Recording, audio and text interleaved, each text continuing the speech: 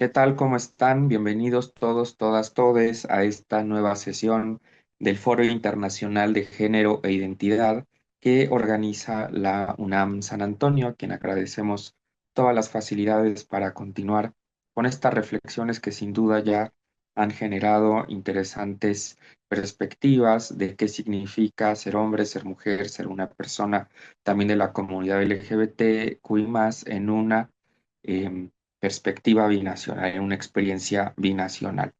El día de hoy, bueno, pues hemos convocado a tres chicos para que hablemos sobre un tema que está como muy en revisión y muy en discusión. A lo mejor hasta tiene un poco de mala fama, pero por eso vale la pena que lo reflexionemos y que es justamente el tema de las masculinidades.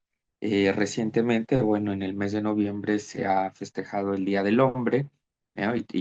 Y hay, bueno, muchos memes y muchas preguntas de qué significa ser hombre o tener un ejercicio de masculinidad en nuestra época. Les voy a presentar, bueno, hoy vamos a ir uno por uno, les voy a ir presentando a nuestros ponentes y bueno, después de que los presente, pues me gustaría que nos contaran un poco más de ustedes, si hacen algún deporte, si además del ámbito universitario tienen otros intereses. Y vamos a empezar con Samuel David Cepeda López. Él es profesor y asistente de investigación en la Universidad de Duke en Carolina del Norte, doctor en políticas públicas por el Centro de Investigación y Docencia Económicas, maestro y licenciado en filosofía por la Universidad Nacional Autónoma de México. Bueno, tiene una experiencia docente en diferentes instituciones en México y actualmente se encuentra investigando temas relacionados a la decolonialidad y la poscolonialidad. Bienvenido, Samuel. ¿Qué agregarías sobre tu trayectoria académica y sobre ti? Ah, ¿Qué tal, Rogelio? Pues antes que nada, muchas gracias por la invitación, gracias a todos los que están aquí. Y pues no sé, digo, para un poco lo que nosotros tenemos que hablar, creo que lo interesante es, yo estoy iniciando mi tercer año aquí en Estados Unidos y creo que justamente me encuentro yo en un punto aquí en Durham, Carolina del Norte, que es que al menos en los últimos meses ha sido muy interesante con la cuestión de las elecciones y todo. El estado era swing state, entonces veíamos mucho, al menos a mí me bombardearon de publicidad de tanto Partido Demócrata como Republicano, y es interesante un poco ver ese choque. Digo, la universidad y Durham sigue siendo como este oasis un poco de todo el racismo exacerbado que hay en Estados Unidos, pero sí llegó bastante desinformación y creo que eso se vuelve interesante un poco porque justo en este discurso de conservadores, de demócratas, republicanos, todo sí se vio mucho el ataque hacia cuestiones de perspectivas de género, la idea sobre el LGTBQ más, igualmente un poco sobre las ideas de mujer. No llegó a haber ofensas hacia Kamala Harris por ser mujer, por ser negra, por ser de padres hindús. O sea, creo que sí ha sido interesante ver ese contraste. Y bueno, y otra cosa que también ha sido interesante es que aquí Duke y incluso la unidad en donde yo vivo, la unidad habitacional en donde yo me encuentro, está llena de estudiantes internacionales y eso siempre ha ayudado un poco a ver estos contrastes culturales. Y bueno, ya iremos viendo un poco cómo se va entendiendo. Muchas gracias, bienvenido Samuel. Ahorita regresaremos a seguir dialogando. Ahora les quiero presentar a Eric Rodríguez Terán. Él es biólogo egresado de la Facultad de Ciencias de la UNAM, donde también completó la maestría en Ciencias Bioquímicas. Actualmente cursa el doctorado en el programa de Bioquímica y Biología Celular en la Universidad Rice en Houston, Texas, y su investigación se centra en el perfeccionamiento de herramientas de grabación de ADN en células de mamíferos.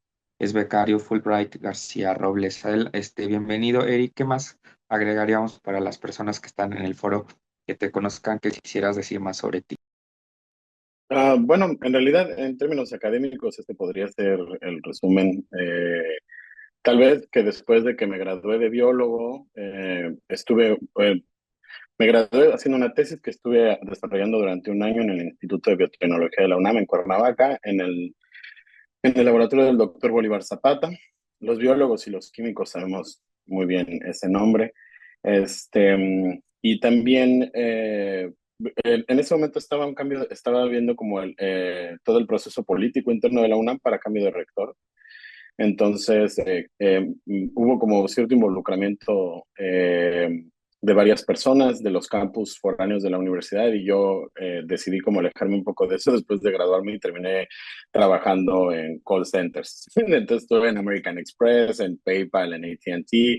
Un trabajo que pensé que iba a ser de verano se convirtió como en 3, 4 años en un gap ahí en mi carrera, que en realidad en muchos sentidos me han ayudado a estar aquí, porque pues entiendes el customer service y entonces aprendes también a lidiar con la cotidianidad en Estados Unidos, porque siempre atendí a Estados Unidos en estos call centers, nunca a México.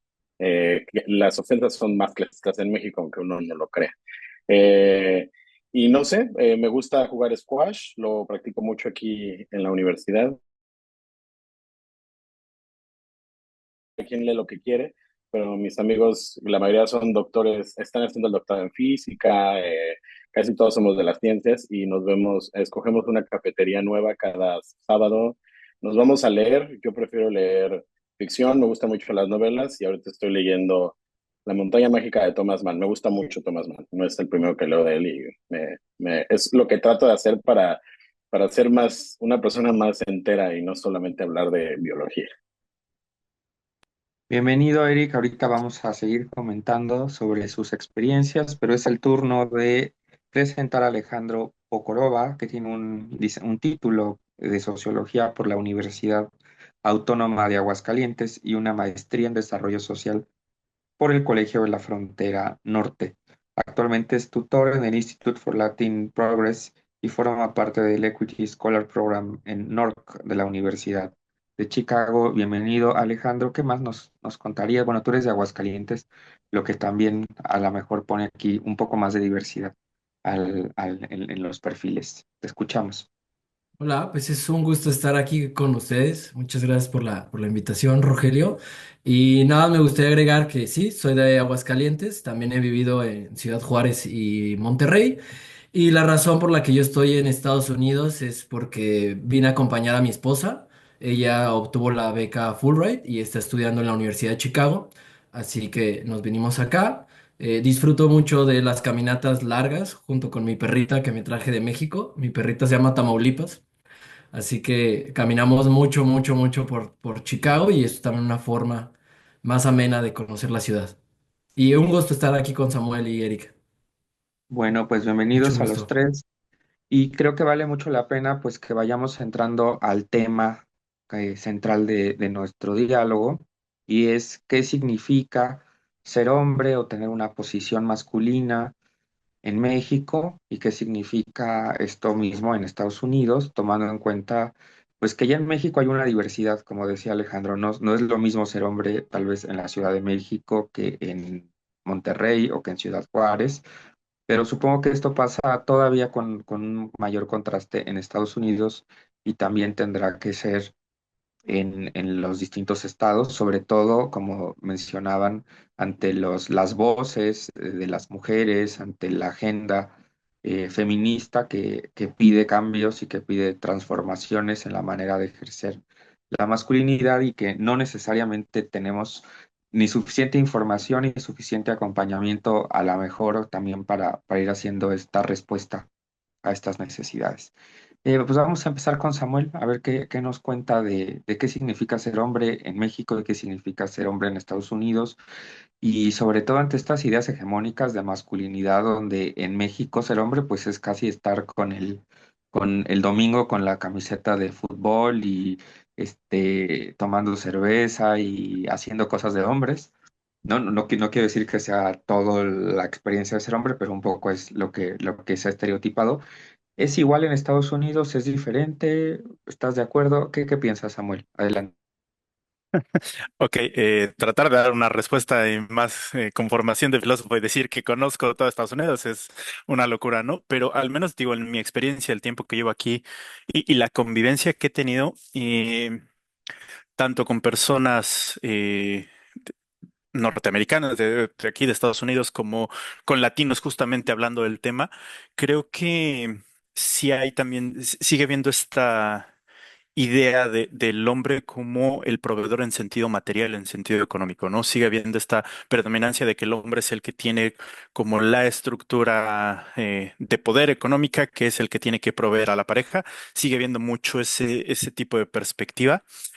Sobre esta cuestión del fútbol y eso, bueno, aquí no van al fútbol que nosotros llamamos fútbol, pero sí van al americano. De hecho, Duke es muy famoso por los juegos de básquetbol y los juegos de fútbol americano, aunque no son tan buenos en fútbol americano. Uno sí puede ver mucho ese ambiente cuando hay partido desde la mañana hasta en la noche. Hacen lo que le llaman el tailgate, que se ponen afuera del estadio y todo.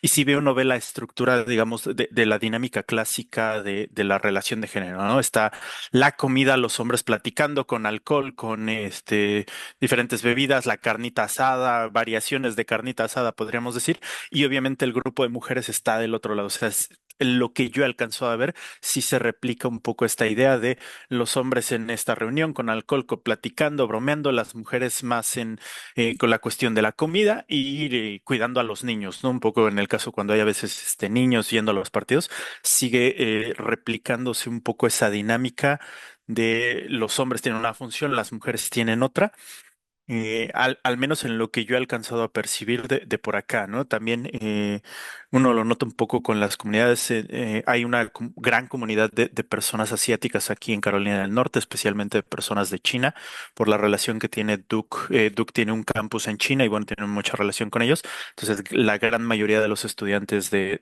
posgrado que son internacionales, yo diría que la mitad de los estudiantes internacionales vienen de China. Entonces también se ve mucho un poco esa dinámica, aunque bueno, ellos no los veo en esta parte de partidos y demás, pero sí los veo de repente en las reuniones, en los lugares comunes, que sigue habiendo esa dinámica, como los hombres más en término de alcohol y demás, y bueno, las mujeres como de la parte de comida asumiendo ese tipo de responsabilidades, ¿no? Mm, en, y también se nota un poco esa resistencia de repente cuando uno cuestiona, ya ves, uno como filósofo encanta cuestionar este tipo de roles. Y cuando se los dices, o sea, sí hay como de no darse cuenta de que están asumiendo como natural ese tipo de posicionamientos que no son tan naturales, ¿no? Pero quisiera escuchar a los demás antes de seguir.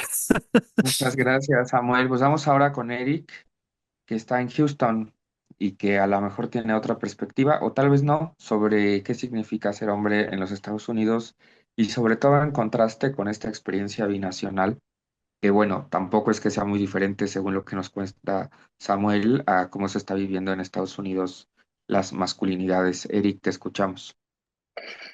Claro, gracias. Creo que un poco como para poder darle como más un marco a mi participación. Yo soy un hombre, pero o sea, soy un hombre gay, entonces la forma en la cual yo interactúo con el canon de la masculinidad siempre ha sido, por definición, en disidencia. Y entonces, pero creo que hay mucho que podemos platicar aquí. Cuando estábamos hablando un poco de que los diferentes lugares en los que estamos nosotros, bueno, nosotros tres estamos en oasis demócratas.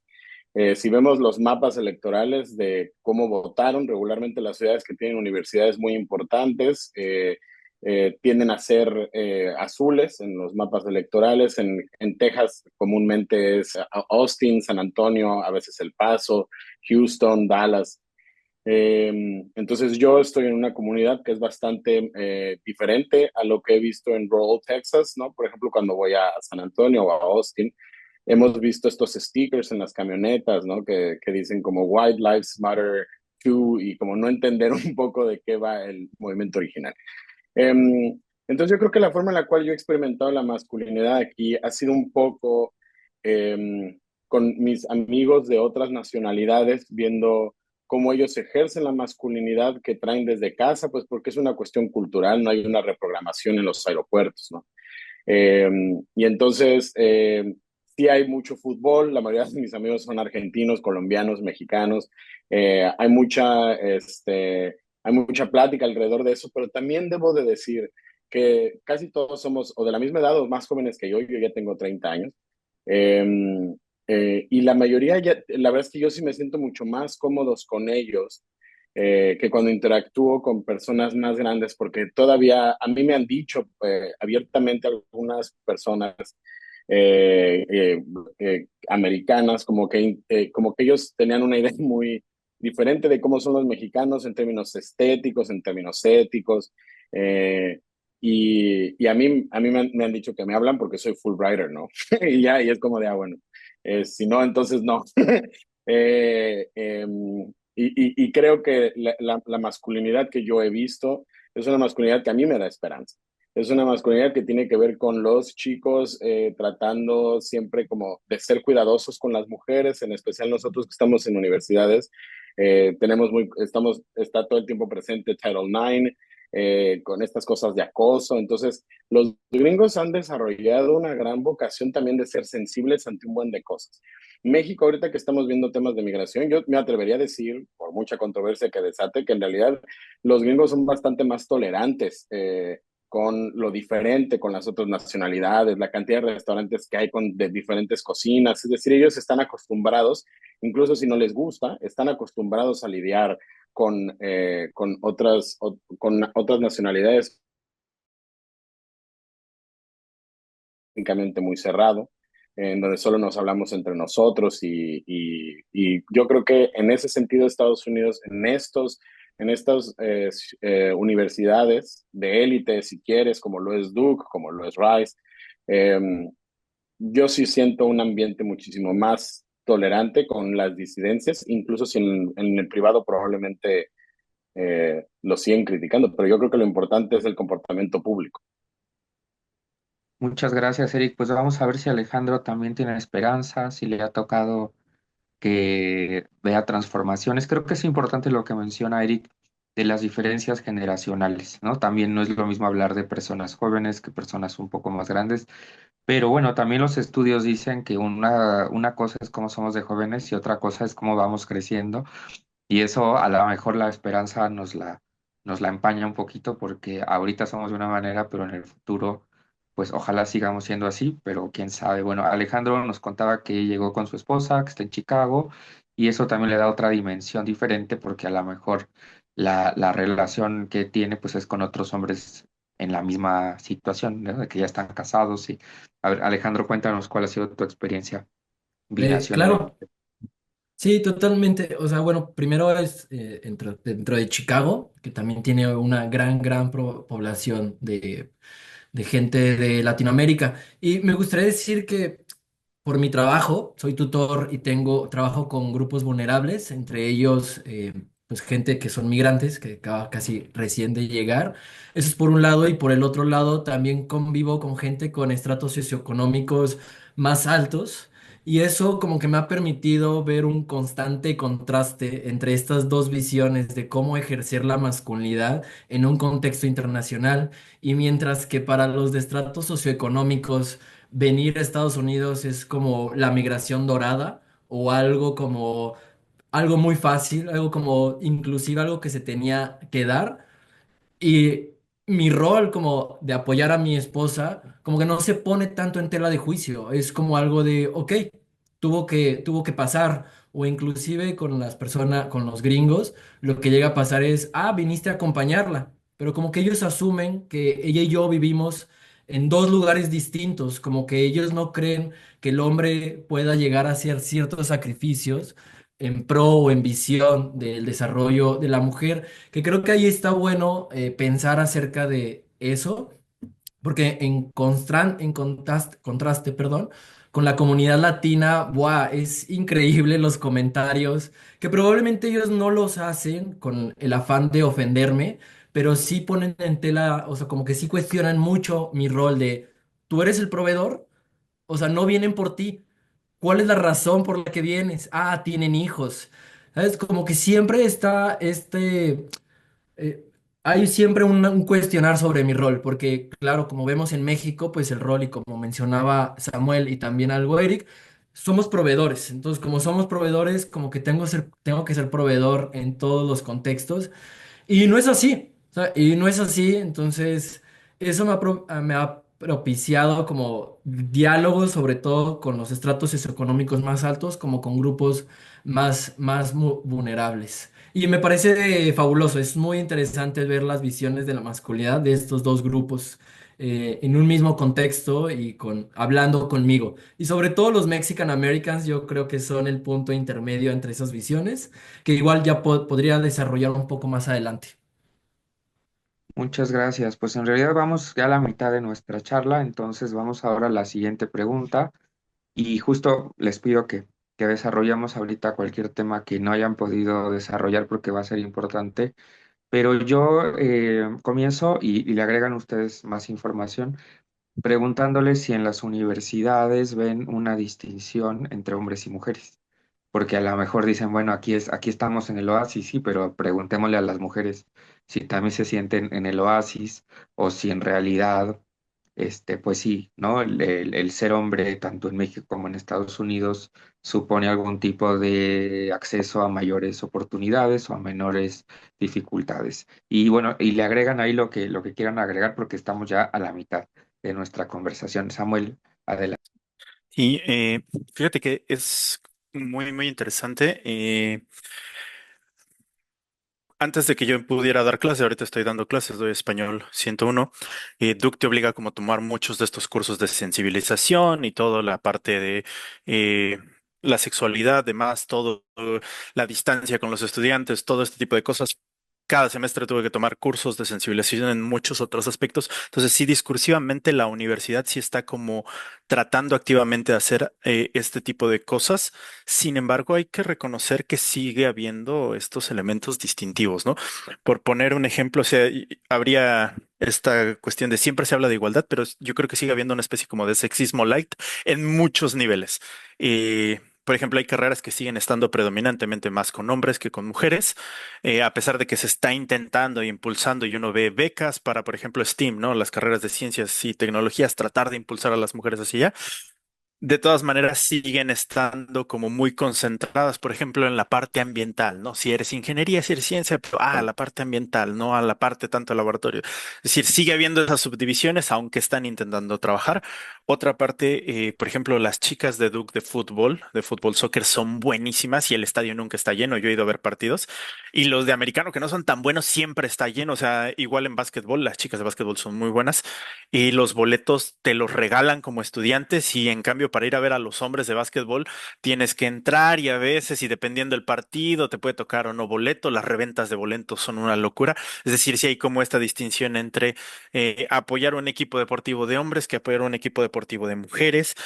Y por ejemplo, hablando con gente de mi generación, ¿no? Yo voy al gimnasio de la universidad y yo nunca he tenido ningún problema. Alguna vez platicado sobre esto, ¿no? En México, pues siempre ves que el entrenador, el coach va sobre las chicas y todo. Y yo decía, aquí no he visto eso. Pero hablando con amigas, o sea, es increíble que, pues sí, aquí sigue habiendo esa como... Tengo amigas que no van al gimnasio de la universidad porque a pesar de que son profesoras o de que ya son estudiantes de posgrado de alto nivel, los undergrads van sobre ellas, ¿no? Y les empiezan a tirar la onda en el gimnasio, es decir, no las dejan estar ahí. A lo mejor no en un nivel tan fuerte como en México, pero sigue habiendo esta parte un poco de la... Creo que por ahí, Samuel. Ah, Te perdimos un segundo, pero ya regresas. Sí, te ok. escuchamos. Sí, comentaba que la parte esta del acoso en los espacios universitarios sigue estando, ¿no? Hay un tema ahí que quisiera ver los demás cómo lo han visto. También noto una diferencia muy sustancial para hacer este contraste en México, Estados Unidos, en la forma de las relaciones afectivas, y no sé cómo lo hayan visto mis compañeros. A mí me sorprende mucho que estando en una universidad, que es como la edad en donde hay como muchas más manifestaciones amorosas. Yo al menos acá en estudiantes de aquí de Estados Unidos es raro de repente ver a las parejitas de la mano o verlos así como abrazados. Y o sea, hay como mucha esa distancia en esta parte de la relación, digamos, un poco más tierna, un poco más amorosa. Aunque vas a una fiesta y sí, la parte de la sexualidad está, yo creo que están hipersexualizados, pero es muy loco ver ese contraste, ¿no? Yo siempre digo, voy caminando en la universidad, volteas y pues no ves la clásica parejita en el pasto, nomás así viendo bonito, o los que van de la mano, es algo rarísimo, ¿no? De hecho, así las veces que llegas a ver una pareja de la mano, ves como todo el mundo voltea a verlos. Ah, es otro de esos contrastes diferentes que he visto un poco en estas manifestaciones de la parte afectiva. Gracias, Samuel. A ver, Eric, ¿qué piensas? ¿Hay diferencias en las relaciones? ¿Hay en la universidad también roles diferentes o ya se están superando? ¿Qué es lo que tú has visto? Ay, qué buen tema. Claro, a reserva de que es muy probable que mucho de lo que vayamos a decir, eh, o sea, estaría interesante preguntarle a mis amigas explícitamente esa pregunta, ¿no? Porque la forma en la que yo, incluso yo siendo un hombre homosexual, la forma en la que yo bueno, experimento la realidad necesariamente tiene que ver con que soy hombre. Eh, pero qué interesante. Yo creo que por lo que yo alcanzo a ver, yo veo un ambiente en términos dentro de la universidad, como que hay una especie de pacto implícito de por lo menos hacer como que todos son iguales.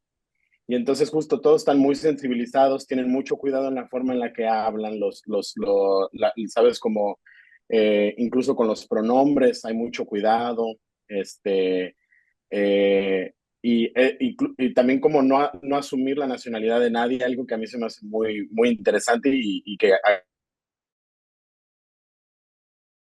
también de Aguascalientes, que quiero mucho. Ella es de padres japoneses, pero nació en México, es mexicana y ella, como mexicanos y comemos chile y, o sea, todo lo que uno tiene que asumir de México, ¿no? Y cuando vamos a restaurantes mexicanos donde nos atienden mexicanos, ahí es donde sí veo la diferencia, porque ellos abiertamente le han dicho, ay, perdóname, la felicitan por su español, o le dicen o le dicen, ay, perdóname, me confundí con tu carita chinita. Es decir, abiertamente creen que están siendo chistosos y están justificando que se hayan sorprendido que hable español y la felicitan, a pesar de que ya escucharon que ella nació en México y pues no hay nada, pues, o sea, no hay nada por qué felicitarla, ¿no? Yo sí creo que ese cuidado en los latinoamericanos, incluso dentro de la universidad, nos ha tocado que son bastante más abiertos en la forma en la que ellos se sorprenden de que haya cosas distintas a lo que esperaban encontrar. Y los gringos han aprendido que eso lo conecto con lo que yo decía en mi última participación. Ellos ya llevan décadas aprendiendo a lidiar con lo diferente. Y eso los ha llevado a que pueden no querer a los mexicanos en Texas, pero toda su comida es mexicana. O pueden no querer asiáticos, pero consumen muchas cosas asiáticas, ¿no? Tienen mercados enteros en Chinatown, pero grandes. Walmart es un Oxxo en comparación a los mercados de acá. Entonces creo que tienes estos mosaicos, ¿no? Tan contraproducentes, donde todo el tiempo están como platicando entre sí las formas de llevarse. Ahora, en el sentido afectivo, yo veo algo muy parecido también. Aquí, creo que la última vez que vi a dos personas agarrándose de la mano fue hace 2 semanas. En el campus eran dos chicos, entonces me dio mucho gusto. Entonces me les quedaba viendo, pero como de sí, qué emoción que lo puedan hacer, pero también no pareciendo yo depredador. Entonces, eso es muy extraño, justo porque en México yo creo que esto tiene que ver con lo que nos atraviesa culturalmente de la ternura. Las familias tampoco aquí son tan afectivas como como lo somos en México. Hay como una percepción de que sí, la familia es muy importante y muy padre, pero puedo ser grosero abiertamente con mi abuela, puedo decir groserías en frente a mis padres, porque pues es distinto la forma en la cual entienden la educación. Y creo que eso también es una cosa de estudio que aparte yo no he leído nada al respecto, pero es lo que veo. La forma en la cual se relacionan los chicos, yo sí creo que ahí cambian algunas cosas. Yo sí creo que lo que vemos en la universidad, en el setting de trabajo o de escuela, cambia cuando ellos interactúan porque siguen siendo los hombres los que tienen que pagar en la primera cita, tienen que tener coche. ¿Sabes? Hay todas estas cosas que se asumen de que por ser hombres ellos tienen que cumplir con ciertas reglas que aparte uno no las tiene en la mente. Simplemente te preparas para eso y las cumples. Y bueno, creo que esa sería mi participación hasta ahora, pero me ha gustado mucho la conversación. Muchas gracias. Siempre nos quedamos con ganas de más, pero bueno, esa es la idea para que todo el mundo siga viendo estos episodios de estas sesiones del Foro Internacional de Género e Identidad. Alejandro, ¿qué te gustaría agregar? Decías algo por ahí que quedó pendiente y qué más podría sumar a lo que se ha dicho ya. Sí, claro. Bueno, me gustaría también sumar a los comentarios tanto dentro del campus, porque lo que mi esposa está haciendo una maestría en análisis computacional y política pública, en donde si bien sí veo muchas mujeres, lo que me toca ver en los espacios, en los welcome para las parejas de los estudiantes de la Universidad de Chicago, es que la mayoría son mujeres y hay muy pocos hombres, No sé si es porque los hombres no quieren asistir o es porque verdaderamente no hay hombres acompañando a sus esposas a los estudios. No lo sé, pero sí me llama mucho la atención y no es solamente en un aspecto de gente de Latinoamérica, sino también de otros países, es decir, dentro de estos espacios para la familia o parejas de los estudiantes, pues hay mucha gente de Asia, de Europa, y yo solamente veo mujeres. Yo solamente mujeres acompañando a sus esposos haciendo PhD. Es lo único que yo veo. Y me gustaría agregar que dentro del campus lo que he interactuado más con los estudiantes de aquí de Estados Unidos es que sí, tienen muy cuidadas las formas en cómo se refieren a los otros sin llegar a asumir nada, pero también lo que veo al mismo tiempo es como algo muy frágil, algo en el que les llegara a incomodar, inclusive llegar a discutirlo. O sea, como que los pone muy tensos. O sea, tal vez sí he tomado un montón de training respecto al tema, pero hacer una discusión face to face respecto con grupos vulnerables o con disidencias o con otras partes del mundo me va a poner tenso. ¿Sabes? Y prefiero tal vez evitarlo o no lo sé. Y hay estudios que demuestran eso cuando buscan que los gringos hablen de temas raciales. Eso por un lado. Y por el otro lado me gustaría hablar una visión, de acuerdo a mi percepción, fuera del campus. Fuera del campus yo trabajo con un montón de... Mis compañeras de trabajo son Mexican Americans y me parece súper interesante porque ellas frecuentemente van a México y hace poco se estaban quejando una y otra vez de cómo son los hombres en México con ellas.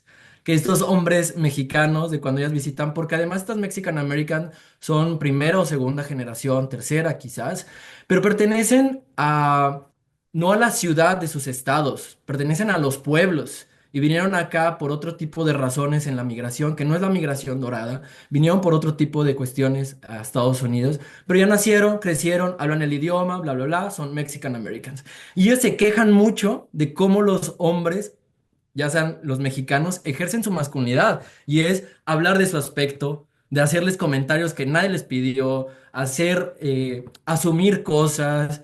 Y algo que me contaban era que una chava ha ido a una parte del Bajío, ¿no? Y que comenzó a salir con un chavo, parecía que se iban a casar, pero el chavo parecía que tenía las intenciones de conseguir papeles. Porque aunque suene jocoso, parece ser que es el ideal o es el trampolín o el puente que pueden conseguir, es decir, instrumentalizando a la mujer. Bueno, inclusive con eso, todavía el hombre realizaba comentarios que no le fueron o no le gustaron a la chava y al final lo que derramó el vaso fue cuando comenzó a opinar sobre qué ropa ponerse y qué ropa no ponerse. Entonces la Mexican American dijo, esto es suficiente, no lo soporto más.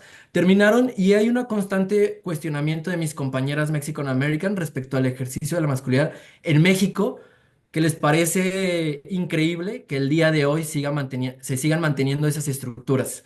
Y que yo creo que hay como remanentes, ¿sabes? Como estos aftermaths con los mexicanos, en los mexican americanos, que tal vez no son tan explícitos, pero sí muy implícitos en estos micromachismos. Y bueno, sería eso.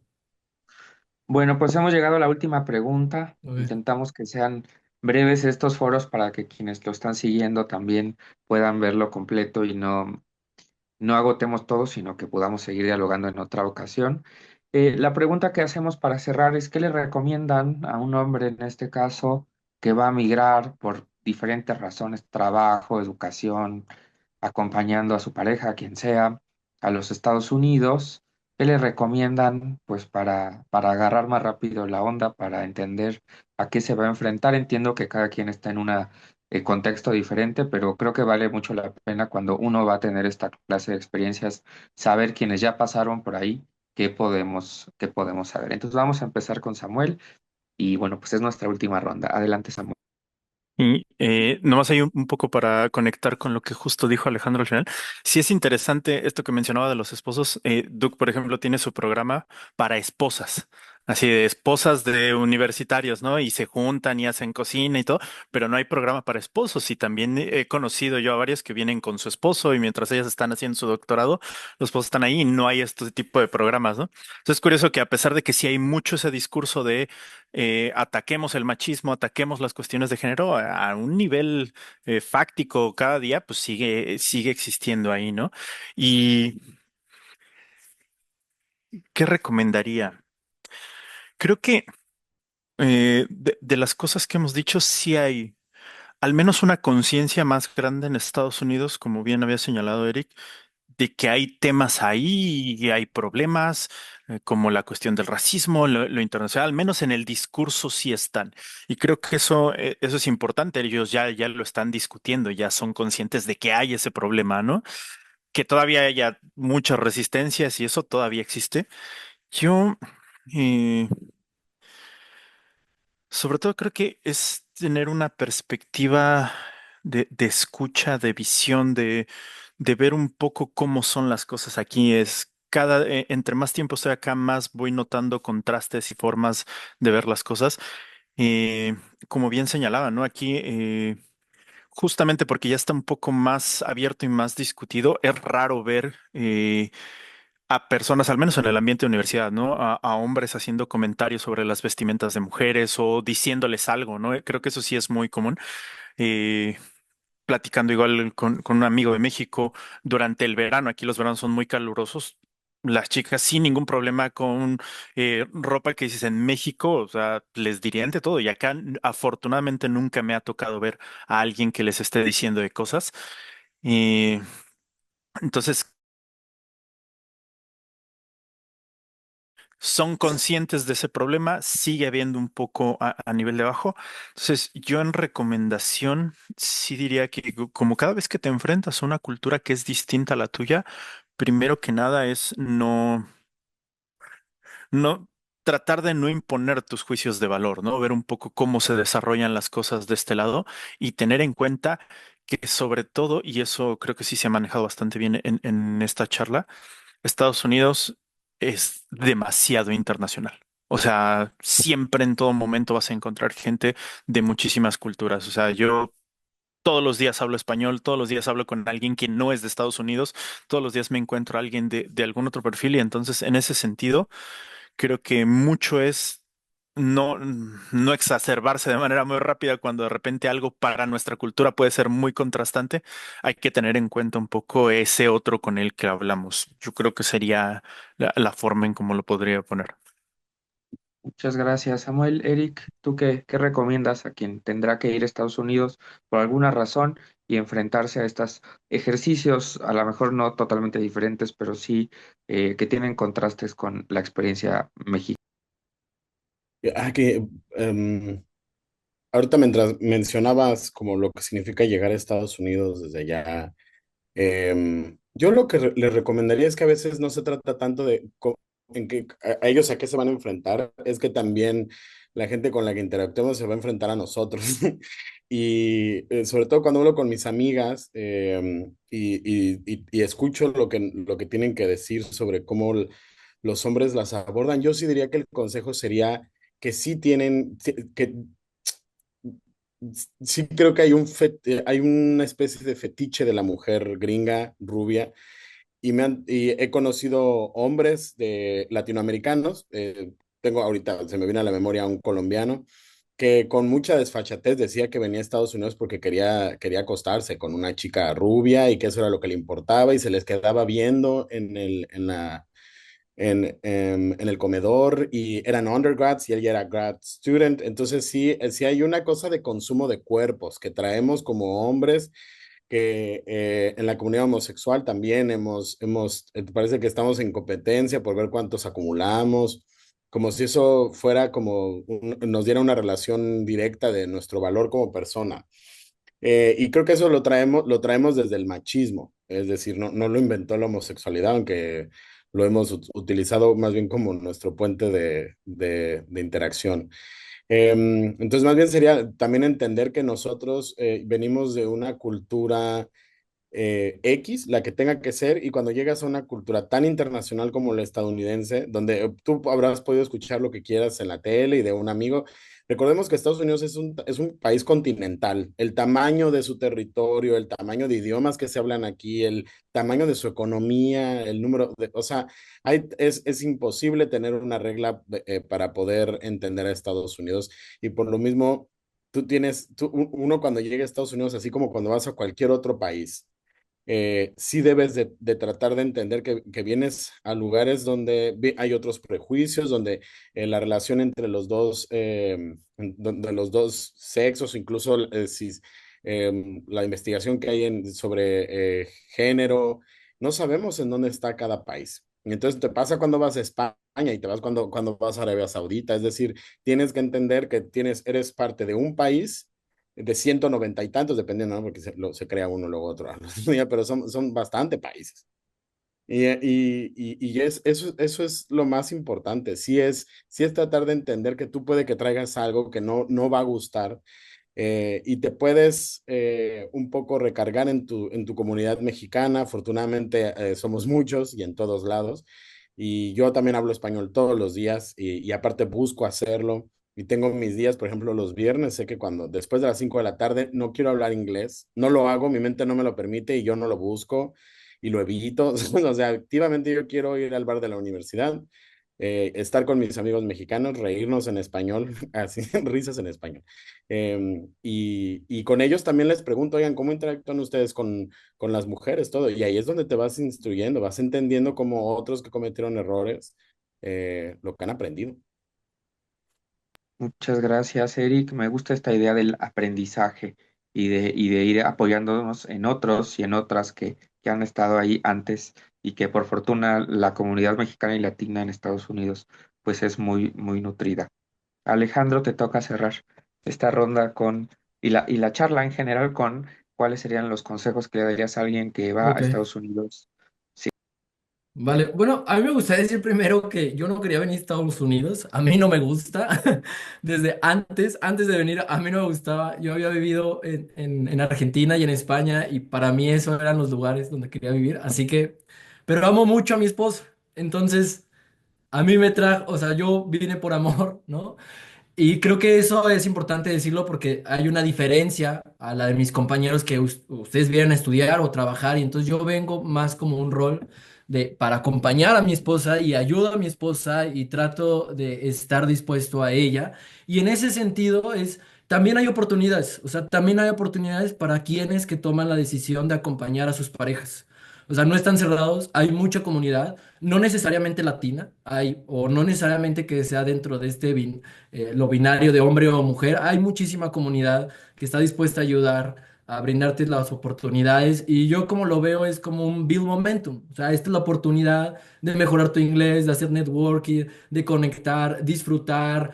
A- yo creo que ver realizada a mi pareja es lo mejor y mi consejo solamente sería, pues, take the risk o lose the opportunity, o sea, es como tomen las oportunidades, vayan a tomar las oportunidades. Sé que es difícil, no es fácil, pero pues hay mucha comunidad dispuesta a ayudar y es lo mejor en donde pueden buscar ayuda, en la comunidad que ya han pasado y al final del día también apoyar a la comunidad. O sea, si yo puedo ofrecerle a alguien, pues me encantaría contribuir con mi experiencia, aunque no sea mucho. Espero no me haberme extendido. Fue un gusto estar con ustedes y escucharlo. Muchas gracias.